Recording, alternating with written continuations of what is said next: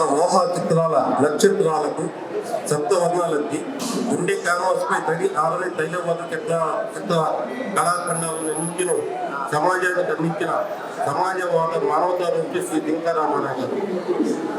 రామారావు గారు అంటే రారాజీ అని అనుకుంటున్నానండి. రామారావు గారు జింకా. రారాజీ ఒక లియోనార్డో డా విన్సీ, ఆయన ఒక మైకేల్ ఏంజెలో, ఒక ప్యాబ్లో పికాసో. రారాజీ చిత్రాలలో కోయలు పాడతాయి, నెమళ్ళు నాట్యం చేస్తాయి, జలపాతాలు ఉవ్వెత్తున విసిపడతాయి, రామశిల్పులు స్వరాలు అందిస్తాయి, చెట్ల ఆకులు సవడి చేస్తాయి. చిత్రకారుడు మన మధ్య లేడు, అతని రంగులు మాత్రం ఇంకా మనం చూస్తూనే ఉన్నాయి. అతని రంగులు పువ్వులను చూస్తూనే ఉన్నాయి, అతని కొంచెలు చెట్లను చూస్తూనే ఉన్నాయి. ఓ రారాజీ, కన్నుల ముందు నీ రంగులు వెలుగుతాయి, హృదయాలు నీ చిత్రాలు శాశ్వతంగా నిలిచిపోతాయి.